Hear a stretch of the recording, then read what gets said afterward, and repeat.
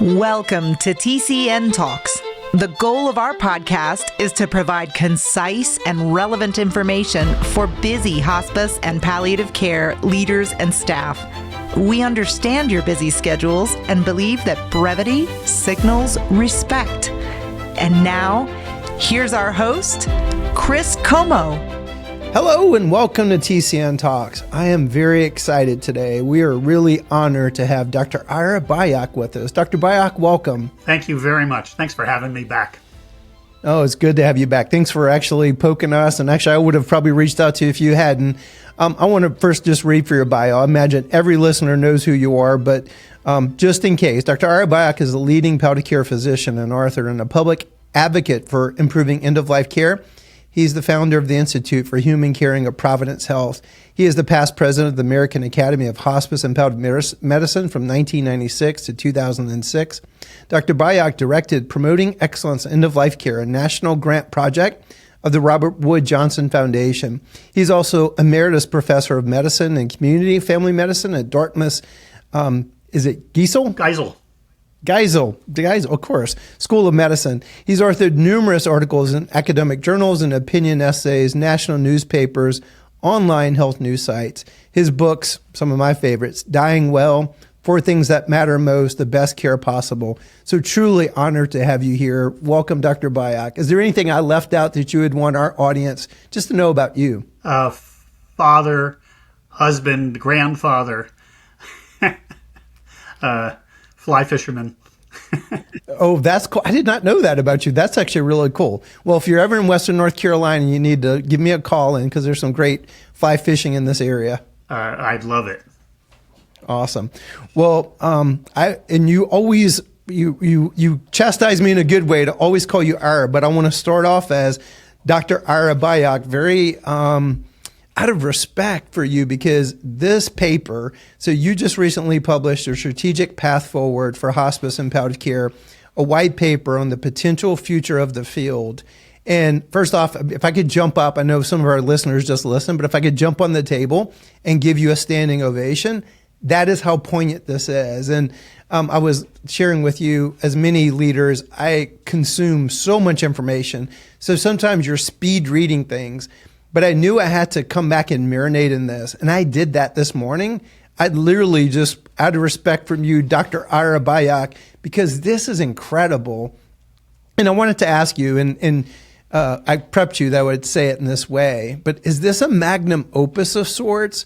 Or is it a natural stand at the right time? Or is this kind of a bit of both? I think it's hopefully a bit of both. It's been living within me for a very long time, Chris. The nidus of this white paper started back, I don't know, 3 or 4 years, at least 3 years ago. I have been losing sleep, frankly, literally, over the state of this field that I love so very much. Both particularly hospice care, which we'll probably spend most time talking about, but also palliative care. And it's been a source of real consternation for me, not only professionally, but personally. And I've been chewing on it and reading as much as I can and trying to figure out how to make change and how we might reinvigorate this field with the bright future that we had always foreseen, those of us who were around in the late 70s and during the 80s. And so I worked on this for many, many months.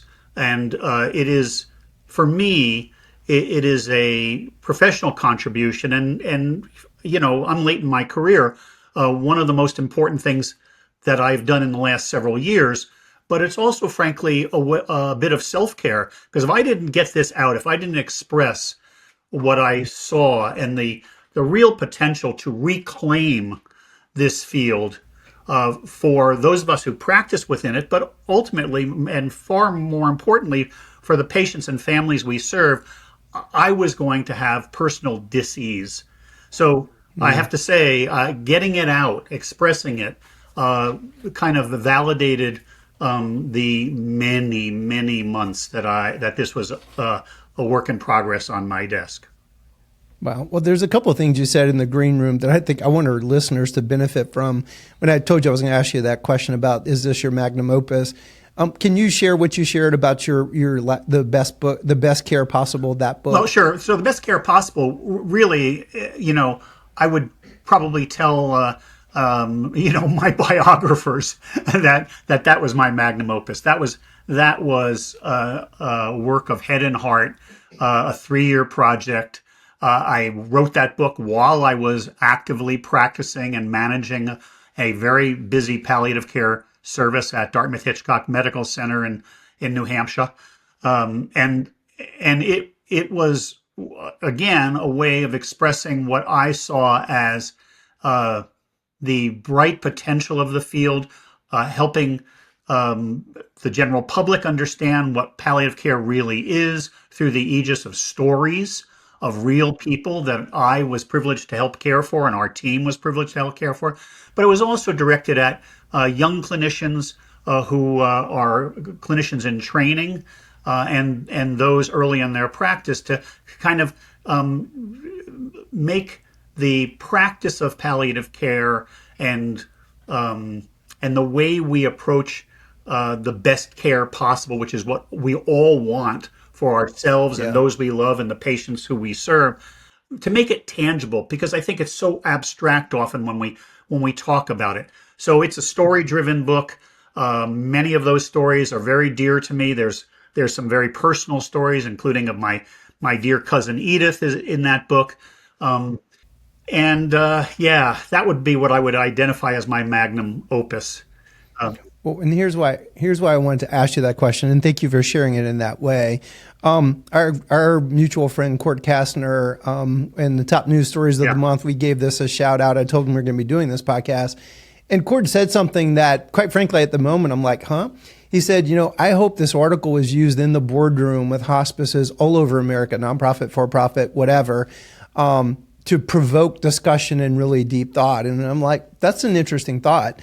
After marinating in this morning, I think that's actually brilliant. And you said to me in the green room, I put my heart in this. Can you share just a little bit more about, you even talked about a ritual before you would write on this. You bet. Well, so I know that what I've said in this paper, while I think it's quite constructive, is also provocative, and it's intentionally provocative in a good way. I knew it was going to generate discussion. I intended it to generate discussion. My personal discipline in sitting down to write every day that I spent writing was to center myself in loving intention. Take some deep breaths, just quiet myself, close my eyes for a few moments, and really sink down into, Ira, write this from love. And that allowed me to say some difficult things. And as you read, there are some difficult things that we have to confront in our field. Yep. But to say it with the love that I feel for my colleagues, for this bright, beautiful specialty that we all created, and for the patients and families we serve. Thank you to our TCN Talk sponsor, Dragonfly Health.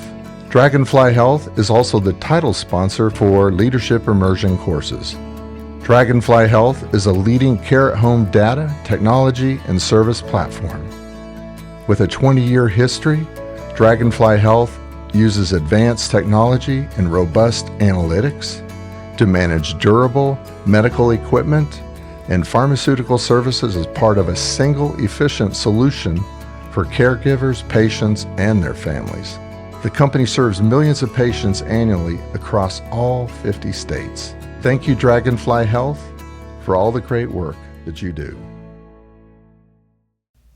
Well, I know we want to get into the meat of this, but maybe one final commentary about it.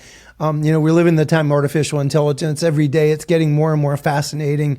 Executive producer and I were talking this morning about a mutual podcast we both saw, AGI, ASI, and where all this is going, and just the heady left brain stuff of that. I am a huge admirer when someone weaves head and heart throughout a paper. And so you've got data and you've got head and heart. And so I'm an admirer when I see that. That jumped off the page. I mean, there's some phraseology in here. I'm like, ooh, I'm adapting that. That's awesome. And so just again, kudos to you. I think you struck that chord, which this is a very heart-centered work, and it started off that way. And it's kind of interesting. I could look through my career. I'm a CPA, 25 years old. I'm at a hospice in Pensacola, coming from the business world. And I'm like, what have I just fallen into? I came from the business world, so I was of kind of that different generation as opposed to the matriarchs, patriarchs like yourself that created this thing. And then you saw the swing to the business left brain data side. And, maybe the future is, can we bring those things together? And in some respects, I feel like you did that in this paper. So I just wanted to compliment do that. you. I mean, yeah, I was part of founding this field, and it has a lot of science and physiology and pharmacology and all of that, but there's also heart. We were never supposed to be just another specialty. But, the fact is, I'm also a capitalist. I really believe in capitalism. I think it's not perfect, but it's the best system that I know of. And and we'll probably talk about this, but sometimes people have criticized me for saying, well, this all sounds like you're, not very, you're down on capitalism. Well, I'm down on greed, but I'm very much up on capitalism. And I think part of what I think this strategy does, it takes the energy of capitalism and helps it to drive change in a way that advantages quality and the services that we provide. That's well said. One of my favorite podcasts, I think it was, I can't remember which one it was, but the guy was Jeff Sandifer. He would write cases for University of Texas. I think he was at HBR first, and then he went to University of Texas. But he ended up creating like a Montessori school based upon cases. But he said something I never heard before. He said the brilliance of the American capitalist system is it's a canvas for multiple games to be played out simultaneously. And if it's done well, it creates win-win all the way around. Now, if the game gets rigged and all of that negative stuff, but I thought that is actually brilliant. And I think you're calling that out in this as like competition's a good thing. Cronyism is not a good thing, or just greed, or just doing this for the financial aspects. That's where you go wrong in any system, actually. I had a lady on my podcast who wrote a book called Ethically Challenged, and she was really poking on private equity.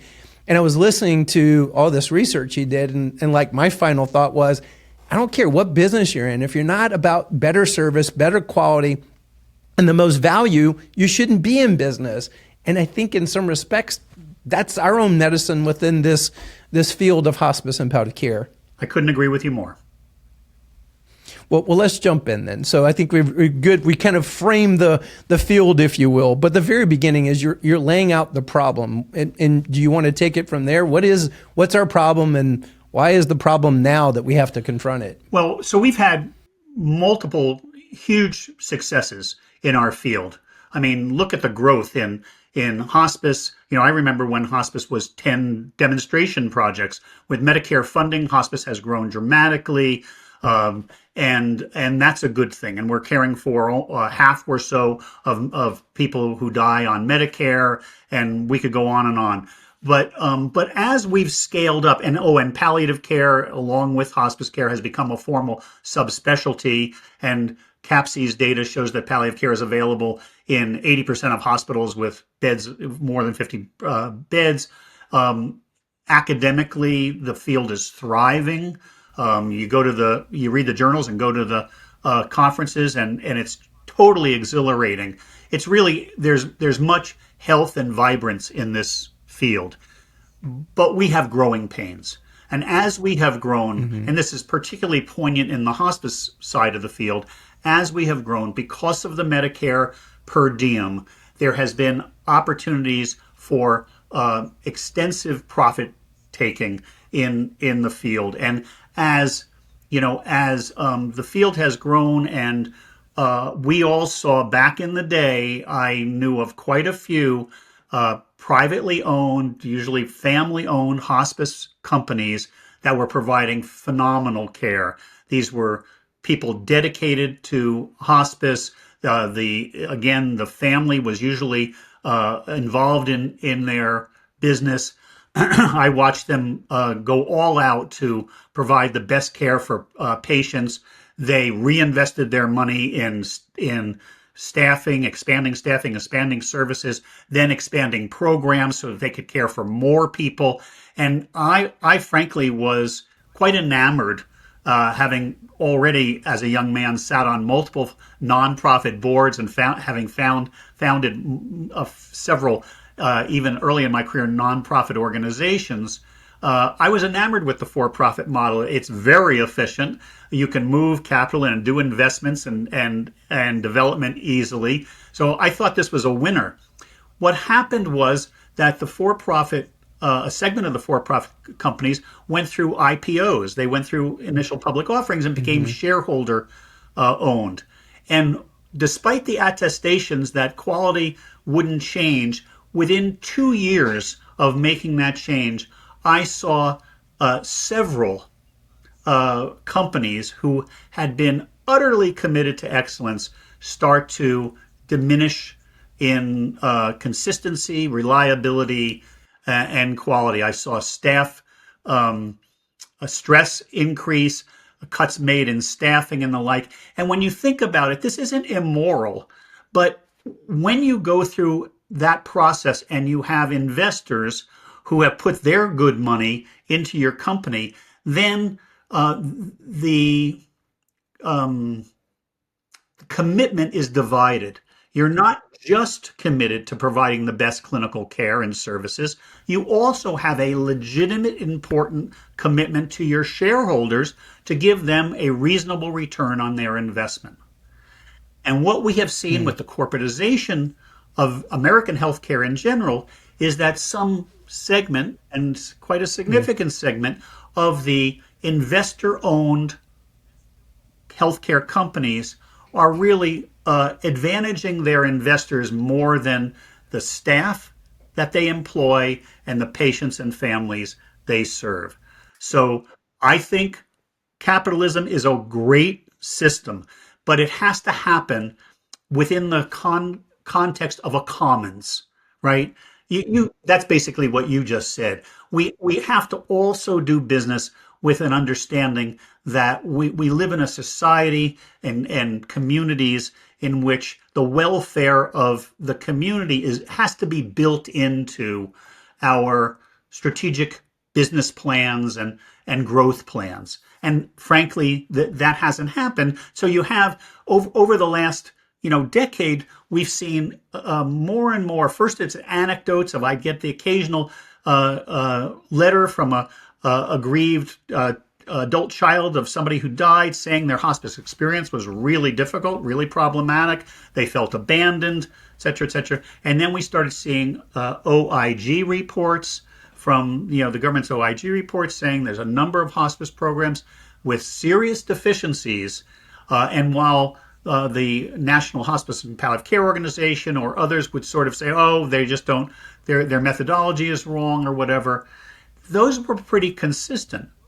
And now, then the journalists got involved, and we saw Time Magazine and Kaiser Health and Politico Health, and then the New Yorker and ProPublica, and now even John Oliver doing exposés about hospice care that was really dangerous and bordered on abandonment, or frankly was frank abandonment.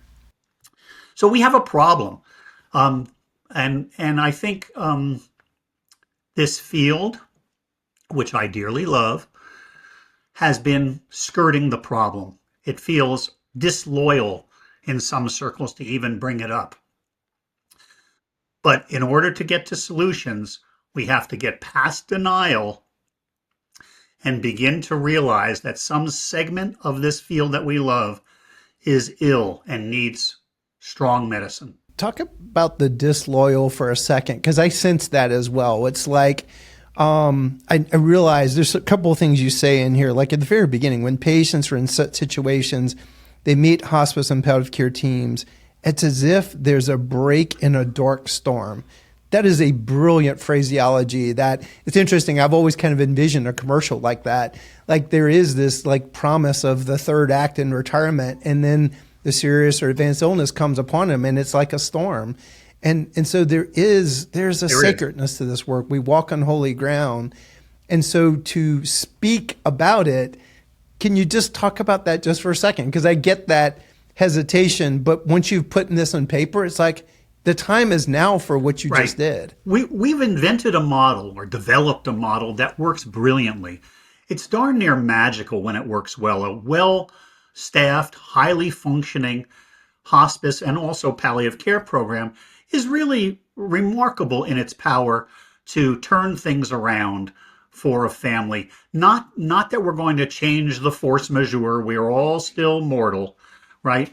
But in being able to give them not only comfort in the moment, allowing them to feel heard and understood, but also to develop confidence that we're now being cared for by people who get us, who understand our needs, are not just meeting our needs, but anticipating our needs. And it's like, when I was a medical director for a hospice program, which I was for many years, I used to say, we ought to be like the big warm glove, like a catcher's glove. Like, you can't have a problem that we can't respond to sufficiently, right? We, through our planning and our protocols and all the work that we do to constantly prepare, we've got you, right? Whatever happens, we've got you.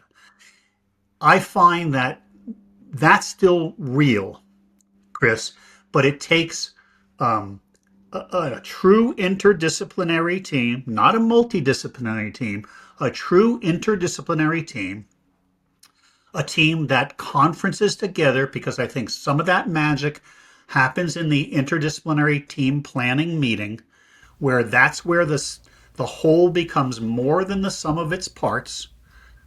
Right? That's brilliantly said. And it takes a team that has worked together and drills together and anticipates what could go bump in the night for this patient and family, right? One of the things that I've done with every clinical team I've managed is our charts always have a specific crisis prevention and crisis intervention section.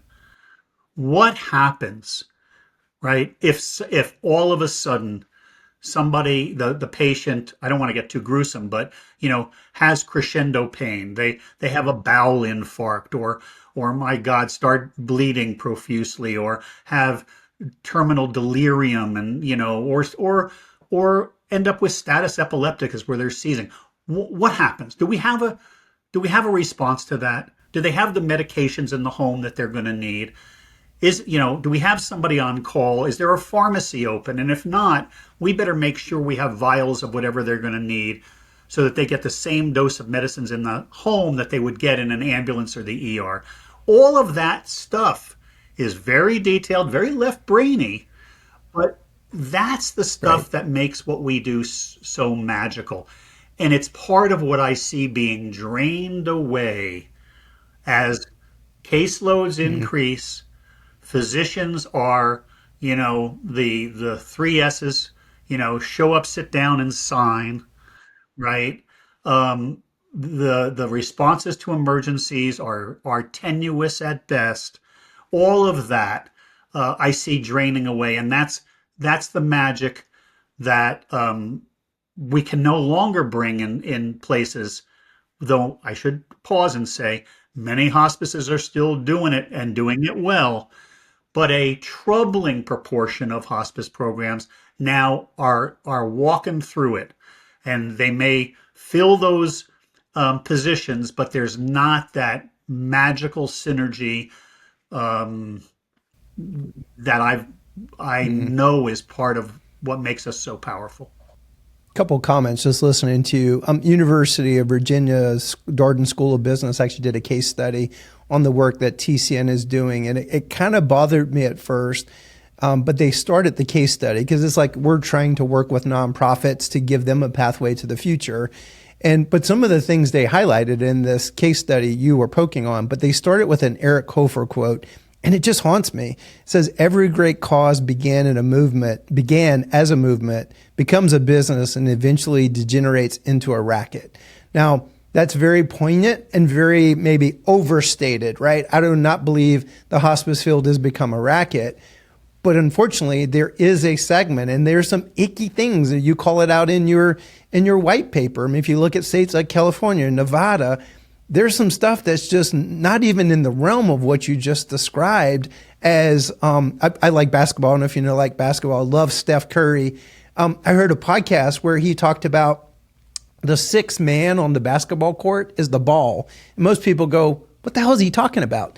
You're talking about that magic. Like there's something about when that team functions together. It's magical. One of my own metaphors for this is a basketball metaphor, and I didn't create it. We were having a team development meeting. This is back, 25, 30 years ago. And I was the medical director of a hospice program in Missoula, Montana. Right. And we were having this development meeting and I asked, so what does success look like for us? What does it feel like or look like when things are going well? And this nurse, his name was Mark White, said, I know. He said, it's like when you're playing basketball and you're running down court and the guy with the ball bounces a pass to another player he's not even looking at. He's looking one way, bounces the pass, and the guy is there because you know he's going to be there to pick up the ball. When we're working well, it's as if we're like one entity with a number of players, but we've got it. And again, I went back to, you can't have, the patients and families can't have a need that we don't have an early response to. And you think about that level of getting Steph Curry, Golden State Warriors, watching that level of basketball, which is, the hospice I would want to be a part of would be having Ira Byock on our team. I had a Janet Bull on my team. I was blessed. We were doing amazing things. And then recently I played, I'm in my 50s now. And so I hadn't shot in a while and my daughter's dating this young man. And so we played, and I wouldn't call what I was doing playing basketball, but unfortunately throughout the country, all of that sometimes is passed off as hospice. And there is that variability. So maybe where we need to go now is like, well, what's the solution to this? Because I think you start to lay out a pretty amazing framework that made me think. And that's my guess is you weren't trying to write the whole prescription. You were trying to put a framework to push this conversation forward. Am I reading that right? And I hope we get to talk about what the resistance to this plan is, because I think it's doable. First, before we get to the four components of the strategic plan, the first element is we have to formally adopt a stance of zero tolerance to fraud and abuse in our field, right? The boundaries of collegiality need to stop at criminality or patient harm. We are the people who know what other companies in our community are disserving seriously ill patients and their families, the most vulnerable patients in our healthcare system. So that's number one. And we can work with government, but we ought to step up as a field and as an industry to, if we need to, set up hotlines for anonymous tips. Work with the government to say, hey, take a look at this. We think that there's unsavory business practices here. And lean in, because if we don't do it, the patients and families are really at risk. And today they are really at risk. And you said it, mostly in, the Southern California, Nevada, I throw in Arizona, some areas in Texas, but it's scattered across the country. The southern states also that are having real problems. So it's around there. So then the components of this strategic plan are quite simple, frankly. It is clear, explicit standards for both clinical care and programmatic standards for the structures, the processes of care, and including staffing for what makes a program real. There are hospice programs today, and oh, by the way, palliative care programs today, that if you were to do a site visit or spend time with them, you would conclude they are hospices in name only, or palliative care programs in name only. They just don't have the resources, and the data shows it. So clear clinical and programmatic standards.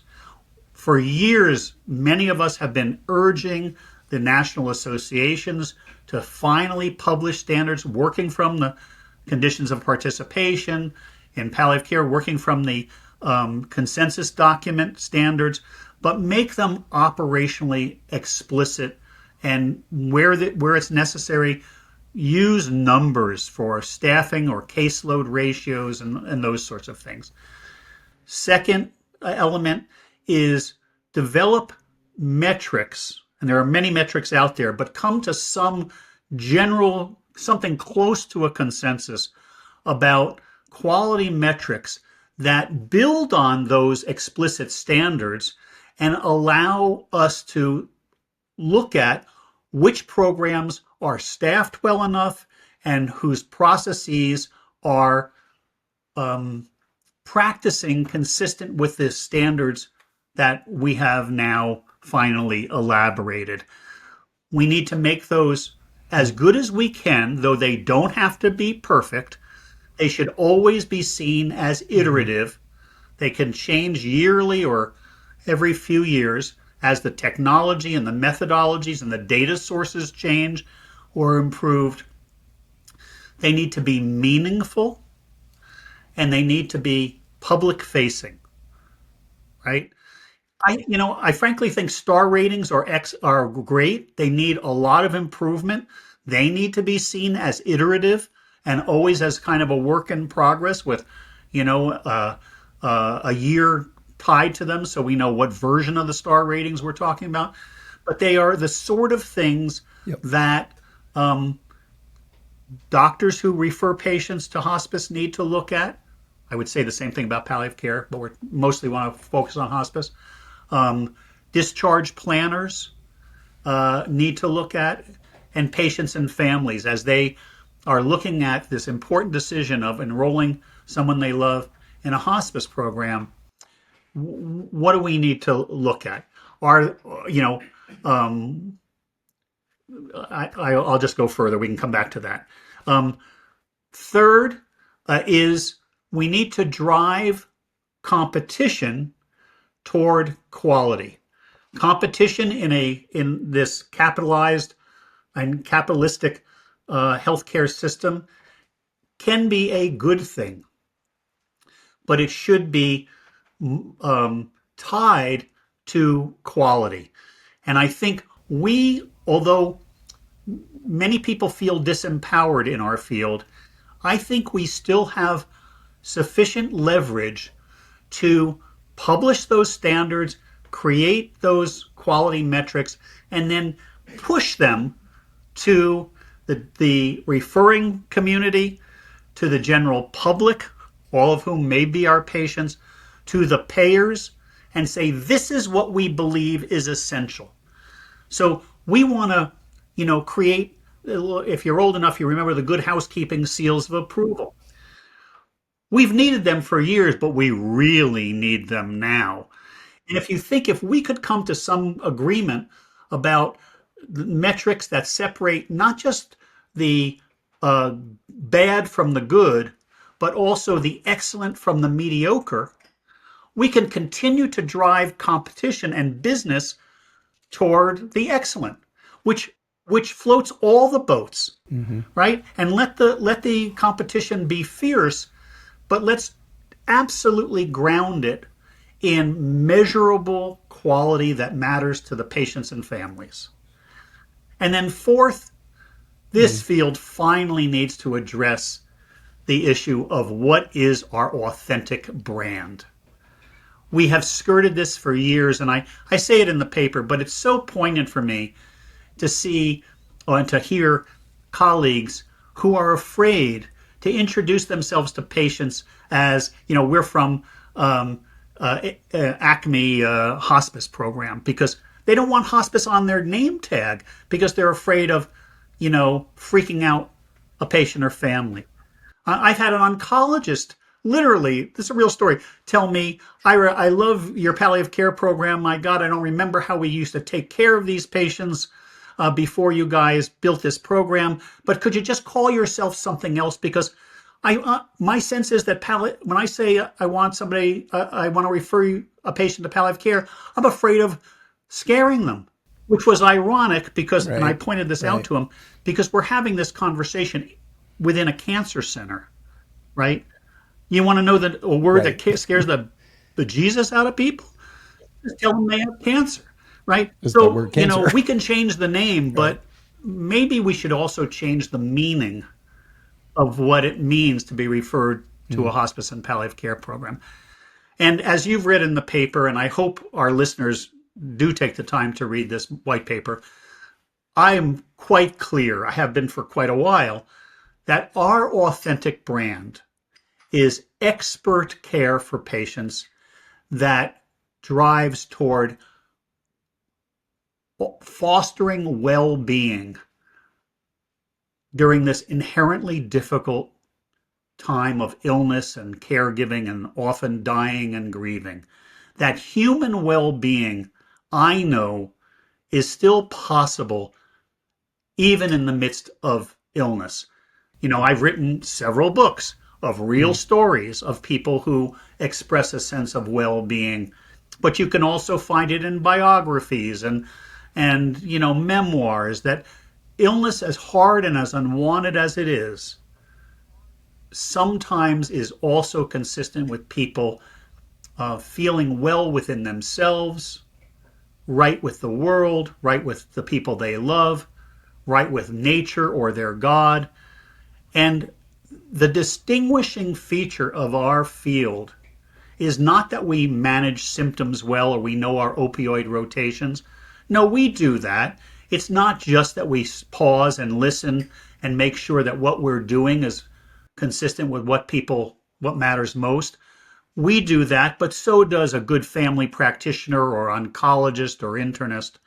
What distinguishes our field is that we do all of that, and then we listen and try to discern what would be left undone in this patient or family's life. What's left to celebrate? What would give them some joy?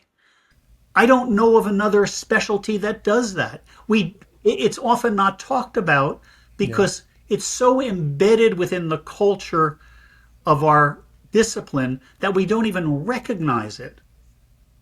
But it is a distinguishing feature. Yeah. I'll just comment to that, and then I want to back up on each of these because it is such a great framework.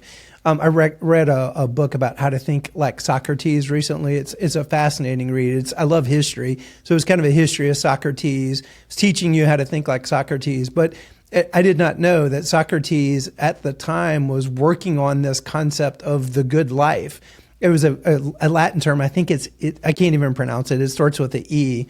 And what is the weight of a good life? And it's fascinating. And in kind of some respects, he got put to death because Athens said he was trying to corrupt the youth of Athens because he was wrestling with this core question. And to me, it reconnected me with why I just fell in love with this work that we do. And I came up from the finance side of the house. It was paradoxical.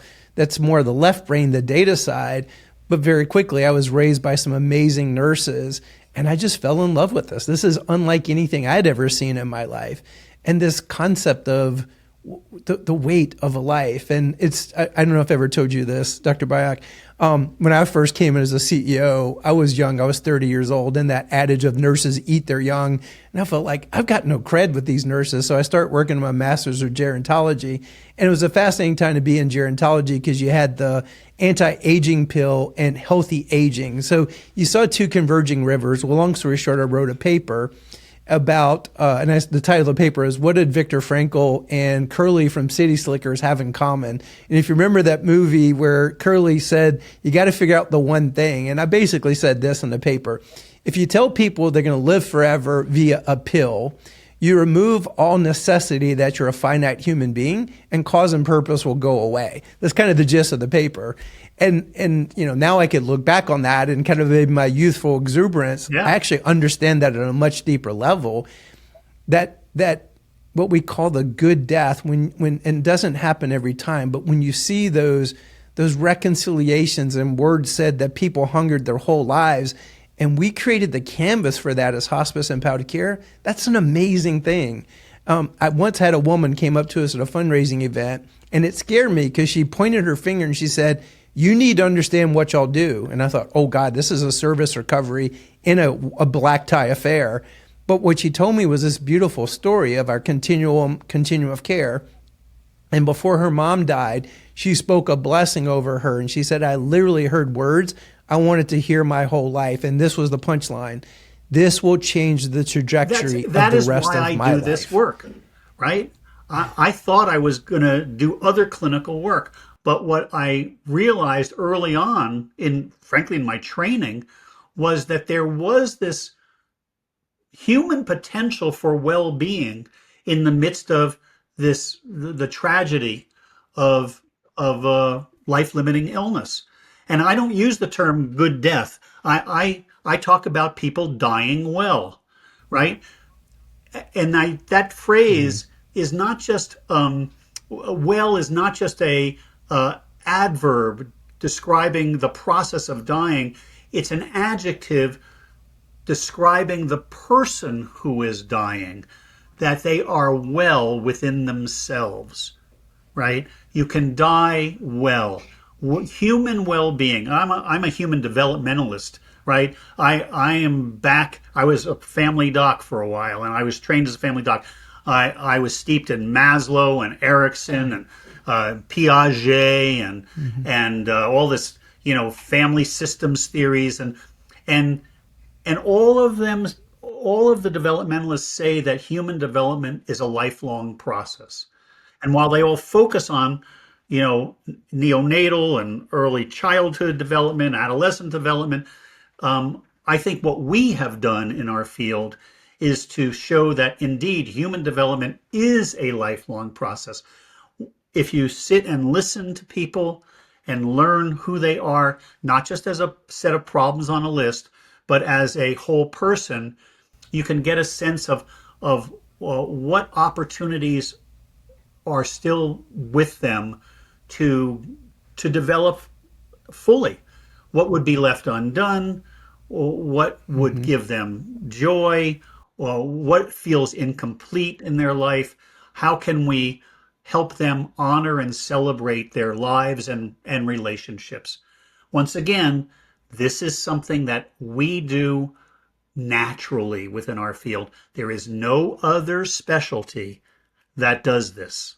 This is our distinguishing feature. And maybe, I love the way you just phrased that. I'll say has the potential to, right? Because what led you to this is that there are pockets that are not living up to that, and I feel the weight of what you just said. And then when you get certain aspects that unfortunately were parodied on the John Oliver show, it just makes you want to, literally, I wanted to throw up after seeing that and thought, oh my gosh, that is so just perverse compared to what you just described. And unfortunately, we live at a time where sometimes perversity is celebrated more than the beauty of what you just said. But I'm going to just repeat your 4 categories, Dr. Byock, but you also you said the resistance, and that's where I want us to go in the question. But just to repeat, so this broad framework, clinical and programmatic standards, making meaningful data readily available, driving competition based upon quality, and then embracing and promoting our authentic brand. Why would anybody be resistant to that? What's the resistance maybe that you anticipate? Now this paper's been out for a little over a month. When I last checked, it had over 5,400 downloads. So it's being read and being passed around. I haven't heard anybody really disagree strongly with any of the 4 strategies or components of the strategic path I outlined. What they say is, "Oh, Ira, this is a colleague who you would know, who's been in the field for very many years, said, 'Oh, Ira, this is painfully ambitious.' There's no way that we can do all this. This is a business. We're an industry now. You're not going to move this industry." And I think the resistance that I've heard, and it's kind of not loud, in fact, quite quiet, That's the way we resist things in our field professionally. We just politely put our head down and are silent. But the people who have spoken with me express feeling overwhelmed, disempowered, frustrated, helpless, exhausted. In our clinical work, we've come to recognize those symptoms as the demoralization syndrome, right? This is actually kind of a clinical diagnosis. We are disempowered. And I would only say that defeatism is self-fulfilling. Cynicism is self-fulfilling. Our field is threatened, but as I've tried to outline, we still have levers to pull.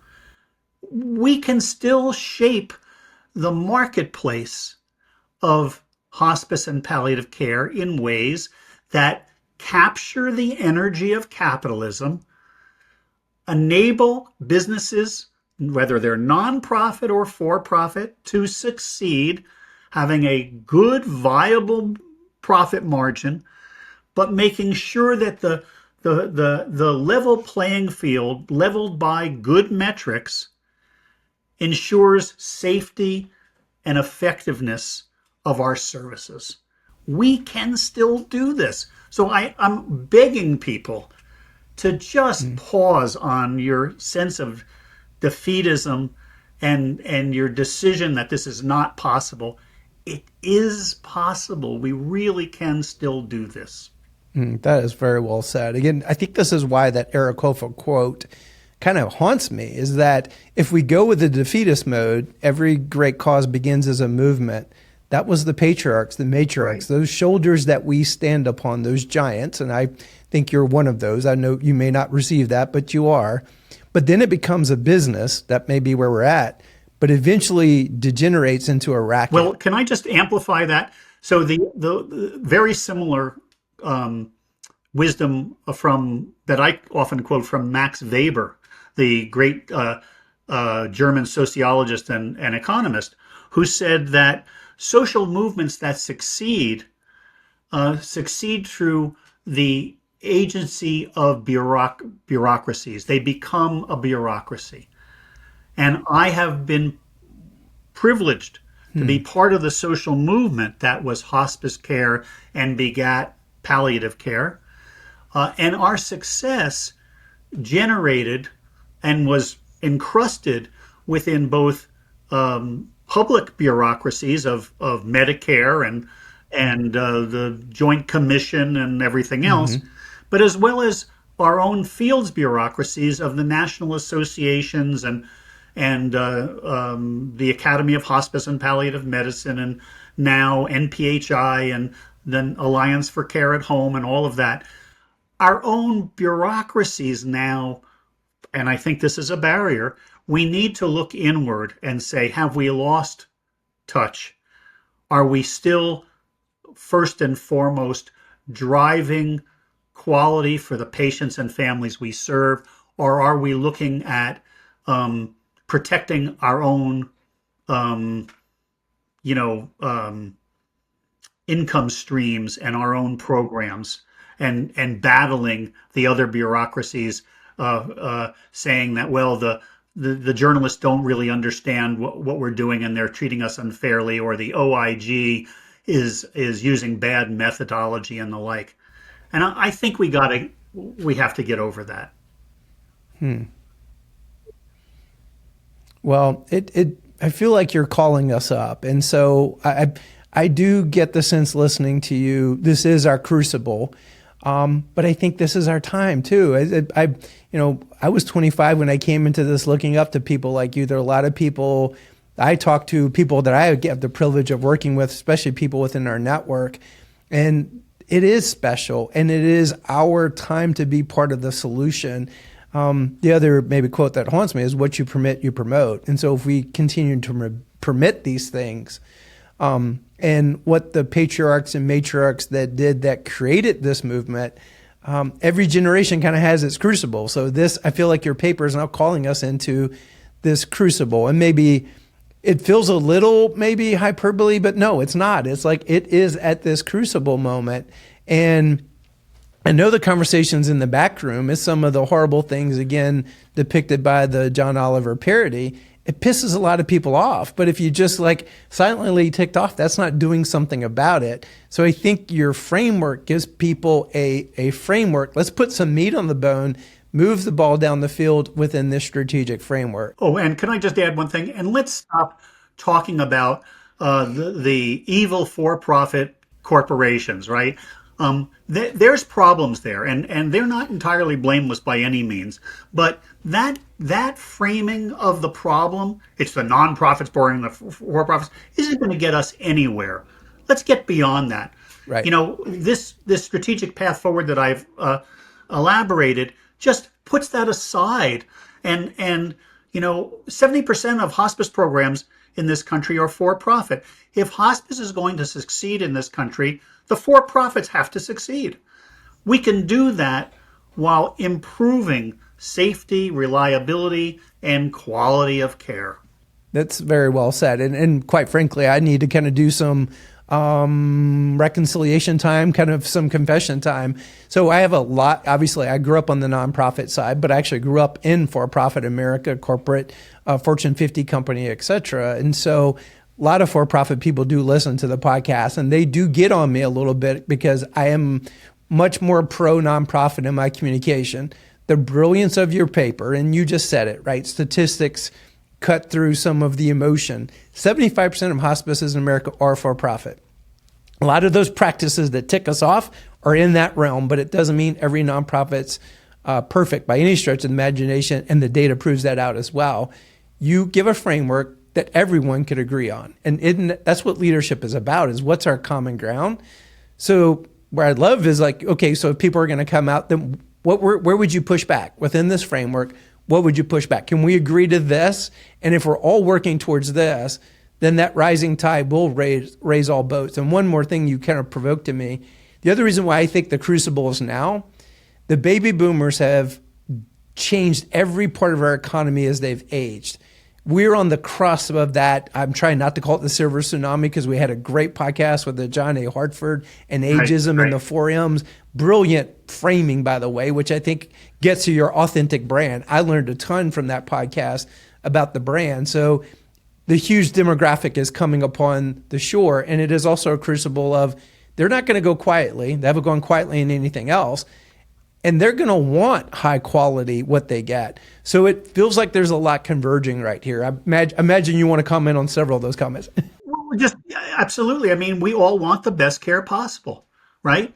And that's a good thing. What the best care is varies from one patient to another because healthcare for serious illness is highly personalized, right? This isn't LASIK surgery, right? This is highly personalized, and how we use the diagnostics and therapeutics of healthcare requires going through a process of shared decision-making, a values clarification, and goal alignment, all of that. But we all want the best care possible. So the consumer zeal that we baby boomers are bringing to this can help drive change not only for the individual patient and family, but collectively can help drive competition based on quality. Right? We simply need to give them clear standards and then give them the metrics so that they can choose what the best care is for them. And even collectively, if some Medicare Advantage plan decides to keep out of a network a hospice provider that is clearly excelling in the in quality, their customers are going to, that Medicare Advantage customers are going to push back hard, right? And it might not change in 1 year, but before long, the quality programs will rise to the head of this marketplace. Well, something else that occurs to me, I've got like my favorite Harvard Business Review articles ever, and this is in my top 5. Most brilliant article I ever read, and you would love the background on this. And so I came from Fortune 50, corporate America. I'm 25 years old, find myself in this nonprofit hospice, Pensacola. These amazing nurses start mentoring me. I go out on patient visits, and there's this cool little debate between myself and my key nurse mentor. And of course, manufacturing is mass standardization. And she would say, Chris, because I would try to bring system and process. And she'd say, Chris, this is all art. And I knew she was right, but yet I knew what I had learned. And finally, this Harvard Business Review article reconciled it for me, and that there is a place for mass standardization, but there's absolutely a place for customization. And the more that you have systems and processes that support that, you get that art, those mission moments, as we call them in hospice. So here's where I'm taking this. A lot of the practices that create the horrible perception of what hospice has become is shooting for either mass standardization, no true customization with competency backed up behind it, like this is making widgets. And so systems and processes and highly trained professionals working within a beautiful system, you'll get that beautiful customization, individualized patient care, and those more moments of art. But I'll give you a juxtaposition. We interviewed a person who was in a for-profit, private equity backed, and the margins he shared were pretty obscene. And he said they just called and said, we want 10% more. And he's like, I don't know how I'm going to do that without already taking something very thin and making it even worse. And so they will tout efficiency, and because it's really like that old Henry Ford, right? You could have any color Model T as long as it's black. I get it entirely. So you get what I'm poking on again, here about. Think, this is capitalism unconstrained by any sense of the commons, and another way of approaching this, Chris, is that I use a lot is it's the difference between relation-based healthcare and transactional healthcare, right? And what we're seeing, the greed in some segments of our healthcare industries in general, but our hospice and palliative care is reducing what is really magical and highly personal to being transactional. And it's all there, but there's no art to it. There's no soul to it. It's so ironic because we've shown not only that better care is possible and affordable for patients and families, we've shown that much, much better care is both feasible and affordable. And we can do that and succeed, but there has to be some limit on greed. Well, Dr. Byock, I want to give you the last word, but maybe also, how would you hope people use this if you could weave that into your last word? Like, I love Court's suggestion. Hey, you should be thinking about bringing this into the boardroom, but also leadership meetings, leadership retreats. What ideas do you have and final thoughts? Well, those are the final thoughts. Chris, you just did it. I really, I want to get us past the denial and the demoralization that I think is so prevalent within our field. This sense that we're already defeated, the moral distress and the burnout that is I see everywhere in the field, including in people decades younger than me. I want to give them a sense that this bright, beautiful field and our potential to really be all we can be, both for the patients and families we serve, but also to make it possible within our mainstream culture to reintegrate illness and caregiving and dying and grieving within a sense of full and healthy living. This paper, which again I worked on for many, many months, is hopefully a way to get out of the fog of feeling defeated and disempowered that I think is engulfing us. Let's shake it off and be proactive. I really do think that this is a practical route path forward. That is well said. Well, I want to thank you. Again, my opening question about magnum opus or just the right thing at the right time. I do think it's a bit of both, not detracting from your last book, but the heart and thought that you put into this and your intention behind it is for good.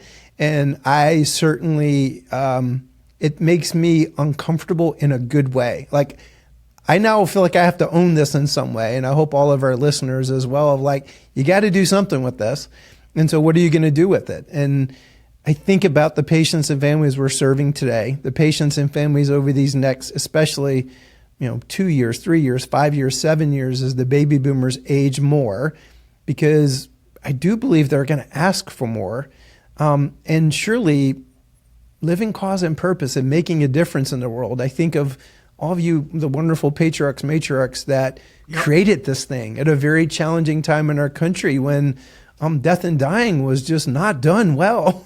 Kubler-Ross and others, and just bringing a very difficult conversation to the forefront. We've inherited all of that. And now what will they say about us 10 and 15 and 20 years from now? Were we the generation that shrunk from it? I hope not. I hope. And one final thing, I think I shared this with you off camera the first time. I'm a bit of a history geek. And so Tolstoy researched every civilization in the history of mankind. And he said that the number one determinant about that civilization continuing is what they did for those who could not do for themselves, especially the old and the infirm. And, we live at a time, our political discourse in our country is horrible. But the one thing that both sides agree to is the other side is trying to end our civilization. Well, we are the common ground. So maybe we're the ones to come together and say it's the right thing for patients and families or communities, but also maybe this broader context we exist in our country. Hear, hear. Thank you very, very much. Well, Dr. Byock, Ira, thank you for doing this. And to our listeners, I do hope you do something with this. At a minimum, take it into your organizations. Well, at a minimum, start by reading it. Take the time to read it. I sped read it because like you, I just absorb a lot of material every day. But I knew when I went through it, I've got to go back and marinate in this. And I did that. Put some time on my calendar, a good 45 minutes.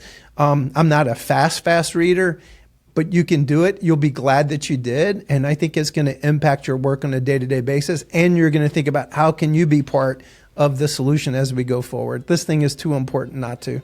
And again, thank you, Dr. Byock. Such a pleasure. Thanks, Grit. Yep. To our listeners, thank you for listening to TCN Talks. We always want to leave you with a quote. And Dr. Byock, Ira picked this. It's from E.B. White. I rise in the morning torn between a desire to improve the world and a desire to enjoy the world. This makes it hard to plan the day. Why don't we work on improving the world? Thanks for listening to TCN Talks.